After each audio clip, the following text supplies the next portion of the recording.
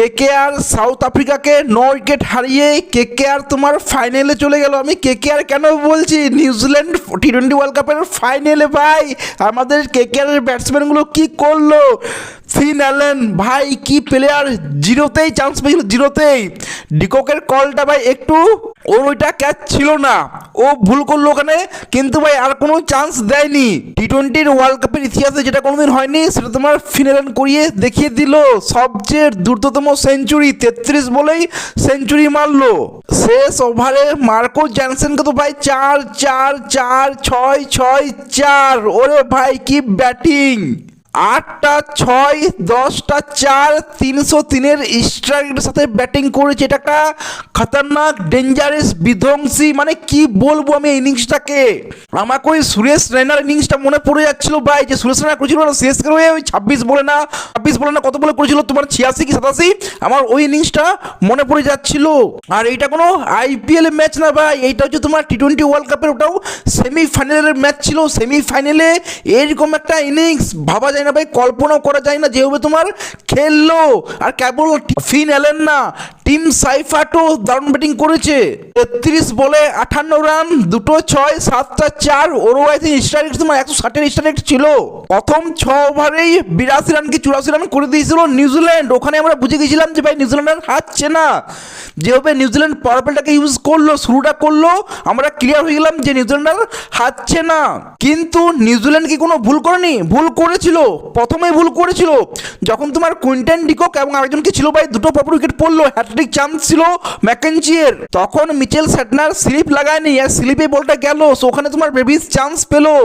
গেলেন Philips catch ছাড়ছে ভাই, গেলেন ফিলিপস ক্যাচ ছাড়ছে, ভাবা যায়।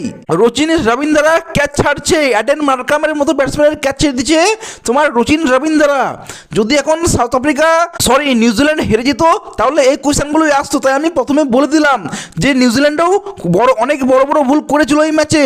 কিন্তু ভাই কেকেআর যেভাবে ব্যাটিংটা করলো, আমাদের কেকেআর প্লেয়ারগুলো যেভাবে ব্যাটিংটা করলো, এটা কল্পনার বাইরে ভাই, কল্পনার বাইরে। মানে 13 ওভারও লাগলো না তোমার 170 রান চেজ করতে, 13 ওভার না 12.5 ওভারে ম্যাচ ফিনিশ, 170 রান চেজ করে দিয়েছে। দেখো সাউথ আফ্রিকা এখানে কোথায় হারলো আমি বলে দিচ্ছি ভাই। অনেকেই বলবে এ খারাপ খেলেছে, ও খারাপ খেলেছে, আমি বলবো সাউথ আফ্রিকা হারলো কোথায় জানো? সাউথ আফ্রিকা প্রত্যেকটা ম্যাচ খেলেছে তোমার আহমেদাবাদে, প্রথমবার খেললো ইডেন গার্ডেনে। আমার মনে হয় এটাই সবচেয়ে বড় কারণ আছে আজকে সাউথ আফ্রিকা হারলো সেই ফাইনালে। হ্যাঁ সাউথ আফ্রিকা ব্যাটিংটা খুবই বাজে করেছে, খুবই বাজে, ওই কনফিডেন্সটা দেখতে পাচ্ছিলাম না। আমি বলবো ওই প্রেসারের সিচুয়েশনে যেমন সাউথ আফ্রিকা খেলে আজকে সেরকমই ব্যাটিং করলো। সেটা তুমি মার্করামকে বলো যে ভাই তোমার 100 নিচের স্ট্রাইকে ব্যাটিং করেছে, তুমি যাকেই বলো নিজের খেলাটা কেউ খেলেনি। কুইন্টন ডিকক আউট হওয়ার পর কেমন যেন একটা খেলছিল ভাই।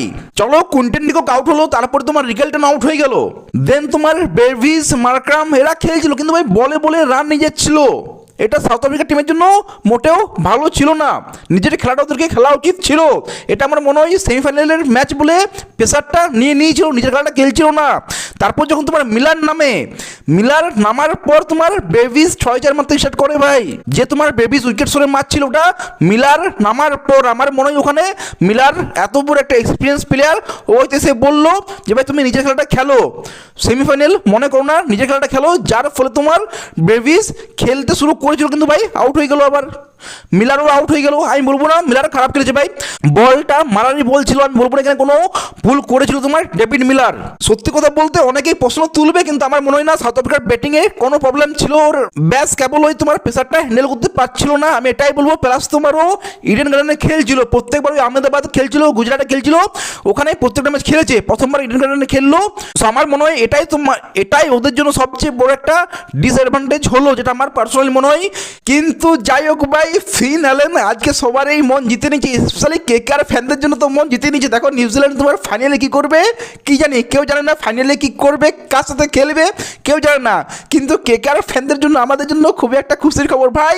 33টা বল খেলেছে, সেঞ্চুরি মেরে দিয়েছে, যার মধ্যে 4টে বল ডট ছিল, 4টে কেবল, মানে তুমি 29 বলে সেঞ্চুরি মারছে। যদি 4টে ডট বল ছেড়ে দাও তাহলে 29 বলেও সেঞ্চুরি মারছে, আর কেবল 4টে ডট বল ভাই, এটা কি করে সম্ভব? কেবল 4টে ডট বল, এত বড় একটা সেমিফাইনালে খেলাতে ভাই এইরকম একটা ইনিংস, এটা ভাই কেউ ভুলতে পারবে না। যে ভাই লাইভ দেখেছি ম্যাচটা আজকে, এটা কেউ ভুলতে পারবে না যতদিন আছে যাচ্ছে আর কি।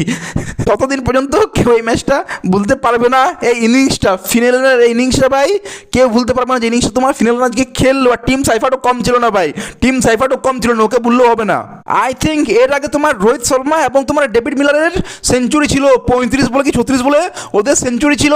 দেন তোমার ফিনালেন সবচেয়ে দ্রুততম সেঞ্চুরি টি-20 ওয়ার্ল্ড কাপের ইতিহাসে ফিনালের হয়ে গেল, হোয়াটে নক ভাই। তো এই নিয়ে তোমরা কি বলবে? খুশি তো কেকার ফ্যান? আমরা তো সবাই খুশি।